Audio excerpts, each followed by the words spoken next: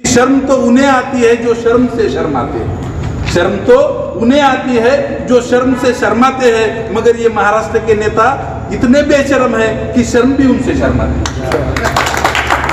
जो आते हैं, जो पसमानदा है, कमजोर है, उनको किस तरह उठाया जाए, उनको आगे कैसे लाया जाए, उनकी मदद कैसे की जाए, ये प्रोग्राम भारत राष्ट्रीय समिति के अंदर में है। महाराष्ट्र का विकास क्यों नहीं हो रहा और तेलंगाना का विकास क्यों हुआ? क्योंकि महाराष्ट्र के पास नेता, नीति और नियती, ये तीनों चीजों की कमी है। महिलांसाठी अनेक योजना राबवल्या, दलित बंधू योजना राबवली की ज्यांच्या माध्यमातून एका दलित बंधूसाठी 10-10 लाख रुपयाचं अनुदान दिलं जातं। तो 10 साल के अंदर में आपने देखा कि तेलंगाना की काया पलट हो गई। इसी तरह से हम महाराष्ट्र के अंदर आपल्या महाराष्ट्रापेक्षाही 4 पटीने शेतकरी आत्महत्या करीत होते। परंतु आजचा जर इतिहास आपण बघितला तर गेल्या 3-4 वर्षामध्ये एकही शेतकरी तेलंगणामध्ये आत्महत्या करताना आपल्याला दिसत नाही। तो पहली मर्तबा हमारे पड़ोस के राष्ट्र, हमारे पड़ोस का जो प्रदेश है, वो प्रदेश की पार्टी आज महाराष्ट्र के अंदर में दाखिल हुई है। और ऐसा एक पैटर्न, ऐसा एक प्रोग्राम जो तेलंगाना के धरती पे जो काम हो रहा है, जो लोगों के उन्नति और कामयाबी के लिए जिस तरह की कोशिश हो रही है, कामयाबी के बहुत सारे चीज़ें आपको यहाँ अशोक भाई ने बताया है, लेकिन सबसे बड़ी बात इस पार्टी की है, तरह तेलंगाना में काम हो रहा है, उसी तरह से महाराष्ट्र के अंदर में ये काम कैसा होगा, इसको लेके हम लोग 25-25 साल, 30-30 साल, 40-40 साल जिन सेकुलर पार्टियों में हमने काम किया है, और उसका जो अनुभव, उसका जो मुशाहिदा हमको देखने को मिला है, बहुत ही ख़राब मुशाहिदा हमको आया है। 25-25, 30-30 साल काम करने के बाद भी हमको ऐसी क्या मजबूरी आई कि वो पार्टी छोड़ना पड़ी। आप लोग इसको समझ सकते हैं और आपने भी मुशाहिदा किया है, आपने भी शहर में देखा है।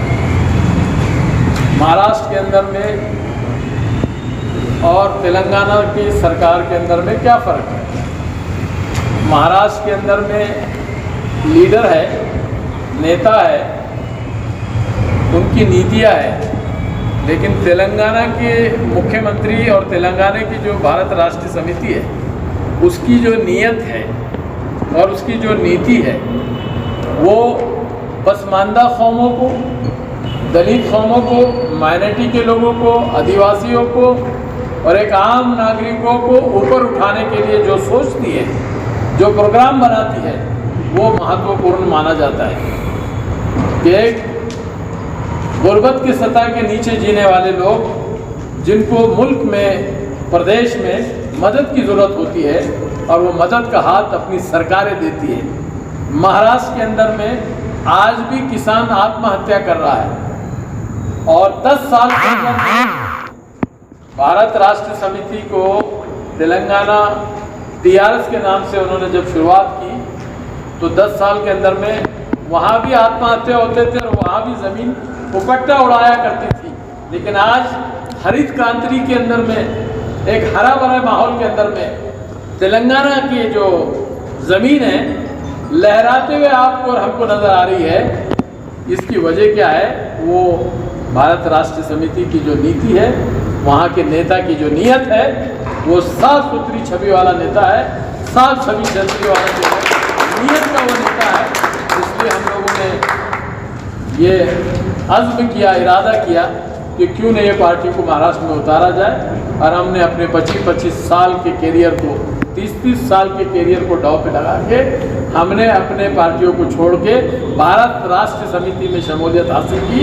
मैं आपको मुबारकबाद देता हूँ। आपने भी, हमारे इसाक भाई अंडे वाला जो है 2000 में मेरे साथ नगर सेवक चुन के आए थे, हमारी टीम के अंदर ये हमारा हिस्सा है। इनके नेतृत्व में आम आदमी पार्टी के अंदर में और से ये बात कह रहा था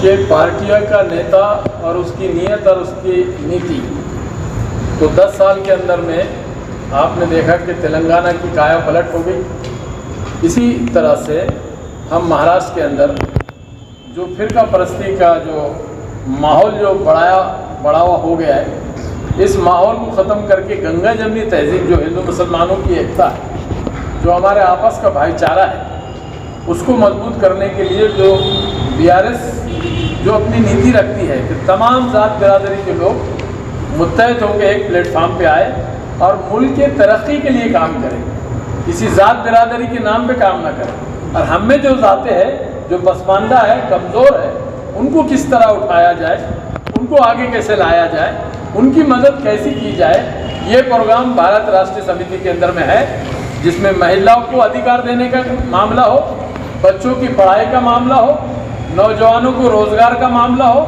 या किसी कारोबार से लगी हुई बात हो, या काश्तकार की उन्नति का सवाल हो। ये सारे कुल मिला के बातों को मजबूत करने के लिए एक मुसम्मम इरादा भारत राष्ट्रीय समिति के नेता के चंद्रशेखर राव इन्होंने किया है, KCR साहब ने किया है।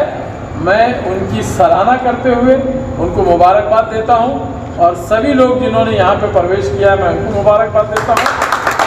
और अब ये हमारी लड़ाई जातिवाद के खिलाफ, फिरका परस्त के खिलाफ, आज हिंदुस्तान में एक वाहिद लीडर है जिसका नाम के चंद्रशेखर राव है, KCR है, जो BJP से लड़ना जानता है, फिरका परस्तों से लड़ना जानता है। ये फिरका परस्तों के मुखालिफत में आज हमें अगर कोई रास्ता बनाना है तो वो रास्ता है प्यार मोहब्बत का रास्ता, गंगा जमनी तहजीब का रास्ता, आपस के हिंदू मुसलमानों के भाईचारे का रास्ता।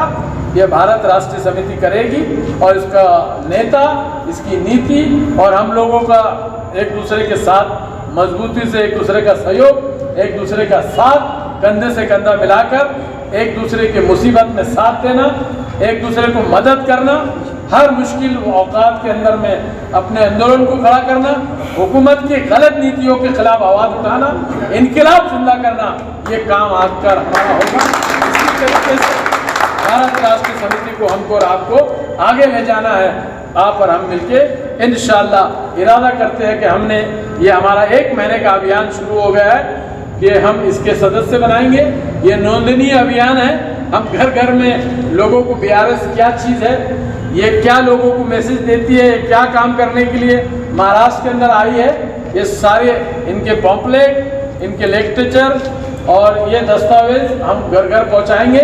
और हमारा आज से ये प्रोग्राम हमारा चालू हुआ है, हम पूरा महीना हम अपना नोंदनी अभियान को पूरा सक्सेस करने का काम करेंगे।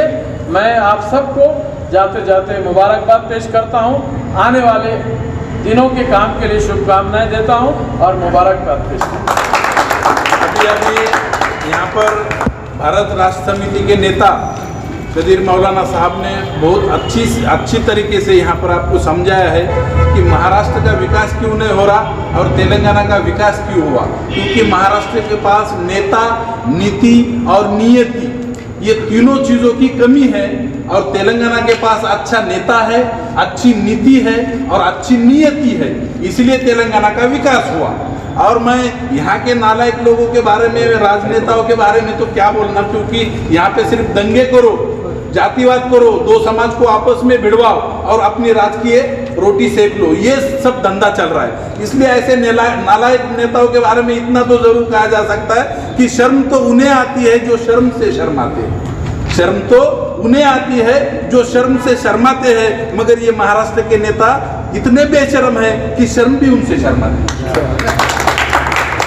अभी इसके बाद में हमारे भारत राष्ट्र समिति के नेता और सम्माननीय आमदार अन्ना साहब मानी जी, इनको मैं गुजारिश करूंगा कि आप भी आपके 2 शब्द यहाँ पर रखें। BRS या पार्टीमध्ये प्रवेश करण्यासाठी उपस्थित असलेले सर्व आम आदमी पार्टीचे सर्व पदाधिकारी, बंधू आणि भगिनी, आज आपल्या सर्वांना माहिती की या महाराष्ट्र राज्यामध्ये माननीय मुख्यमंत्री के चंद्रशेखर राव साहेब यांच्या नेतृत्वाखाली आज महाराष्ट्रामध्ये प्रत्येक गावागावामध्ये 288 विधानसभा मतदारसंघामध्ये प्रत्येक गावामध्ये या राज्यातल्या 45,000 गावांमध्ये प्रत्येक घरामध्ये आज BRS पार्टीचा पॉम्पलेट, हँडबिल, स्टिकर, बॅनर, पोस्टर हे सर्व घेऊन आज पार्टीचे सर्व पदाधिकारी जात आहेत. परवा 22 तारखेपासून या महाराष्ट्र राज्यामध्ये हे मोठं अभियान हे चंद्रशेखरराव साहेबांच्या नेतृत्वाखाली सुरू झालेलं आहे. आणि आपल्या सगळ्यांना सांगू इच्छितो की आपण सर्व आज आम आदमी पार्टी सोडून BRS पार्टीमध्ये आपण सर्वांनी प्रवेश केला. सर्वांनी मनापासून हार्दिक शुभेच्छा देतो.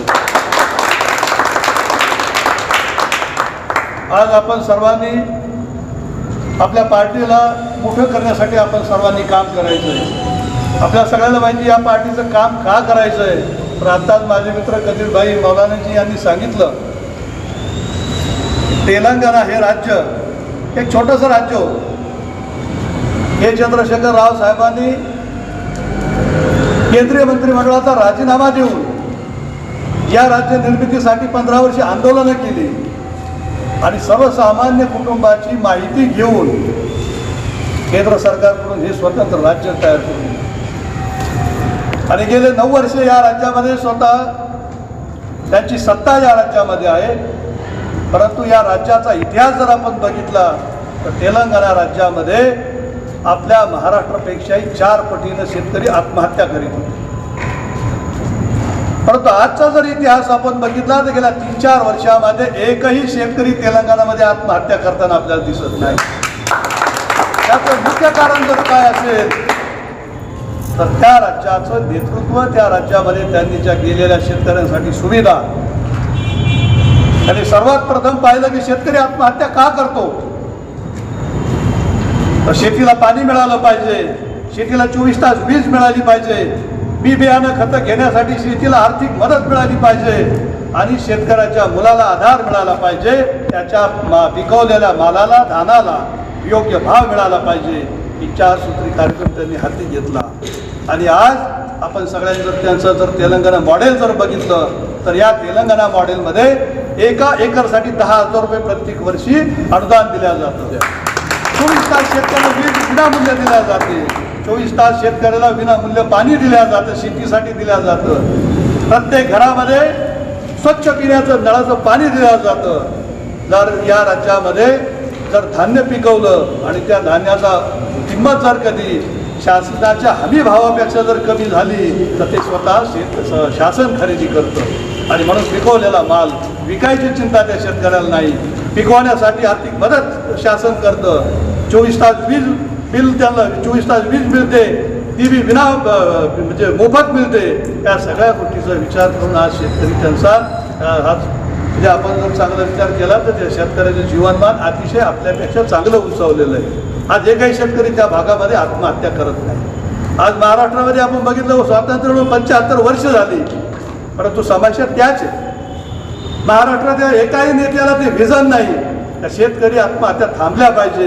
याच्यासाठी कुठलाही पक्ष आणि कुठलाही नेता आजपर्यंत आपला प्रयत्न करताना दिसत नाही. आणि म्हणून मित्रहो, आपल्याला हे तेलंगणा मॉडेल या महाराष्ट्रामध्ये राबवायचं आहे. आणि त्यांचं स्वप्न आहे की जसं तेलंगणा राज्य मी 8-9 वर्षामध्ये आत्महत्यामुक्त केलं, शेतकऱ्याला सुजान सुफलाम केलं, त्याचप्रमाणे तरुणांना नोकऱ्या दिल्या, मोठमोठ्या पॅकेजवरची सर्व तरुणांना IT क्षेत्रामध्ये नोकऱ्या दिल्या, उद्योग उभा केले, महिलांसाठी अनेक योजना राबवल्या, दलित बंधू योजना राबवली की ज्यांच्या माध्यमातून एका दलित बंधूसाठी 10-10 लाख रुपयाचं अनुदान दिलं जातं.